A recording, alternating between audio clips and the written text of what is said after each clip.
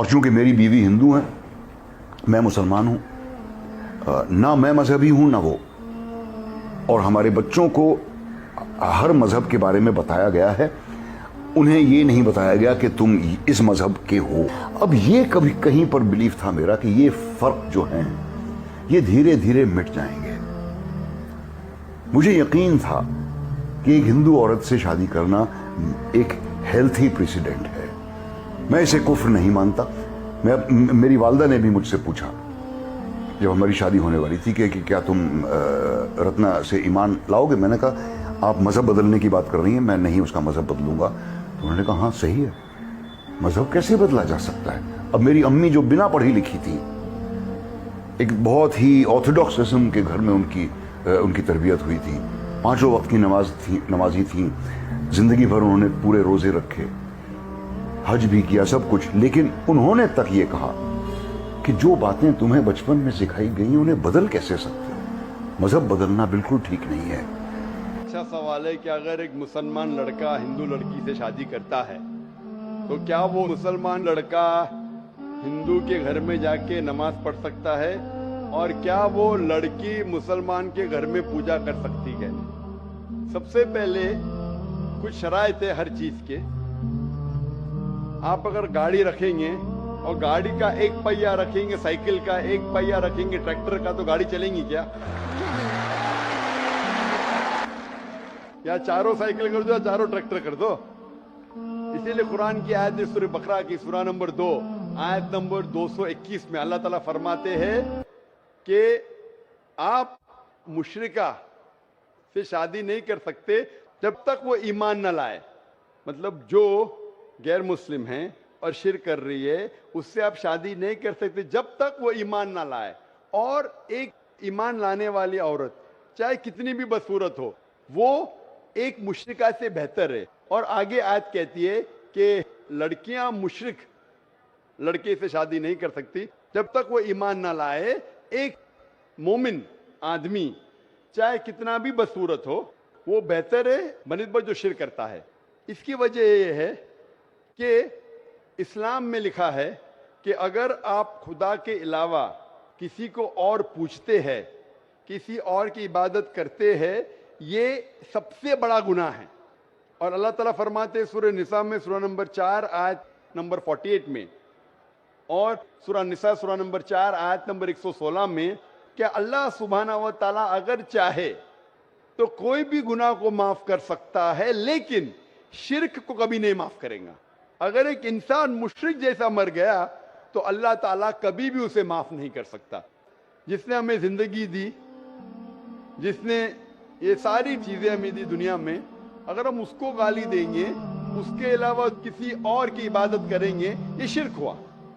تو اسی لیے اسلام میں اجازت نہیں ہے کہ ایک مسلم لڑکا یا لڑکی کوئی مشرک لڑکا یا لڑکی سے شادی کرے، یہ اجازت نہیں ہے۔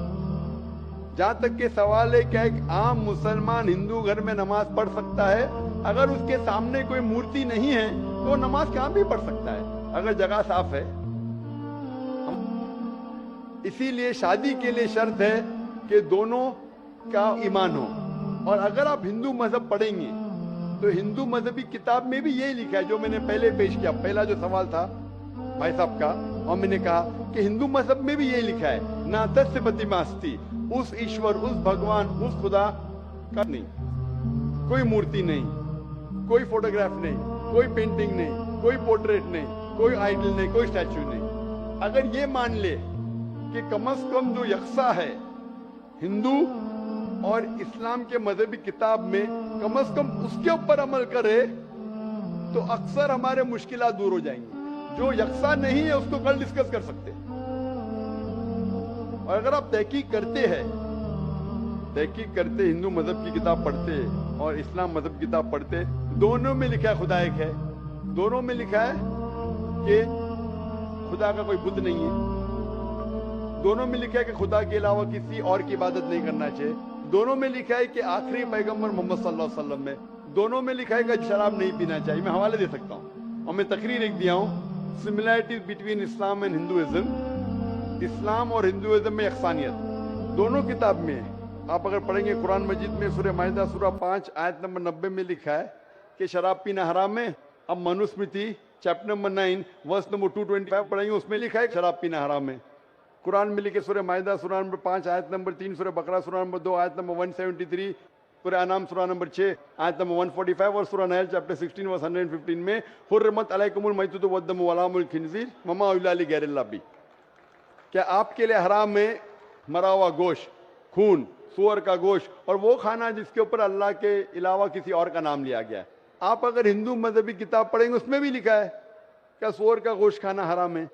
अगर आप तहकीक करेंगे काफी अक्सानियत है। इस्लाम मजहबी किताब में लिखा है कुरान में सूरह नूर में सूरा नंबर 24 आयत नंबर 30 और 31 के अंदर हिजाब के बारे में, औरत को अल्हम्दुलिल्लाह हिजाब में होना चाहिए, सर से ढका होना चाहिए उसका जिस्म। आप अगर हिंदू मजहब किताब पढ़ेंगे ऋग्वेद बुक नंबर 8 में लिखा है और ऋग्वेद बुक नंबर 10 में भी लिखा हुआ है कि औरत को अपने सिर के पल्लों को डालना चाहिए चेहरे पे, करना चाहिए। हिंदू और इस्लाम मजहब में जो मजहबी किताब में लिखा है, लेकिन अफसोस की बात है कि मजहब के ठेकेदार ये चीज का जिक्र ही नहीं करते। क्यों? इसीलिए मैं हवाले देता हूँ। मैं कोई आलिम नहीं हूँ, मैं कोई पंडित नहीं हूँ, मैं अपने आप को तालिब इल्म कहता हूँ, लेकिन मैं हमेशा हवाला देता हूँ। तो किसी को भी शक है, किसी को भी शुबा है तो घर पे जाके चेक कर सकता है, या इंटरनेट पे जाइए, आप टाइप करो, वेद भी इंटरनेट के ऊपर है, कुरान भी इंटरनेट के ऊपर है, टाइप करो, रेफरेंस टाइप करो, आपको हवाला मिल जाएगा।